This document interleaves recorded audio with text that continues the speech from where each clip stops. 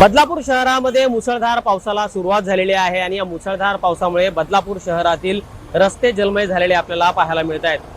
बदलापूर कर्जत पुणे महामार्ग आहे हा आणि या बदलापूर शहरातून जाणाऱ्या या महामार्गावर कात्रज जवळ आपण पाहू शकतो की रस्त्यात मोठ्या प्रमाणात पाणी साचलेलं आहे। हवामान खात्यानं ठाणे जिल्ह्याला आज रेड अलर्ट दिला आणि त्याच्यामुळे मुसळधार पाऊस या भागामध्ये कोसळतो आहे।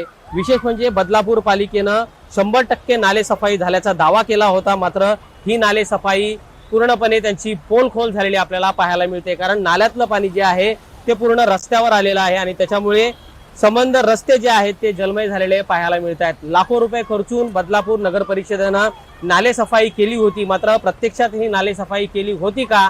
कारण नाले सफाई जर केली असती तर नाल्यातलं पाणी अशा प्रकारे रस्त्यांवर आलं नसतं, असा आरोप बदलापूरकरांकडून केला जातोय। आपण पाहू शकतो की रस्ते जलमय झाल्यानंतर अनेक गाड्या बंद पडलेल्या आहेत, त्याचबरोबर 4 चाकी वाहनं जी आहेत ती देखील यामध्ये काही प्रमाणात बुडाल्याची दृश्य आपल्याला पाहायला मिळत आहेत। बदलापूर शहरात ठाणे जिल्ह्याच्या विविध भागामध्ये पावसाचा जोर असाच कायम राहणार आहे, त्याच्यामुळे प्रत्येकानं जर गरज असेल तरच बाहेर पडावं अशा प्रकारच्या सूचना प्रशासनाच्या वतीनं करण्यात येत आहेत। गणेश मंजुळानंतर न्यूज 18 मराठी, बदलापूर।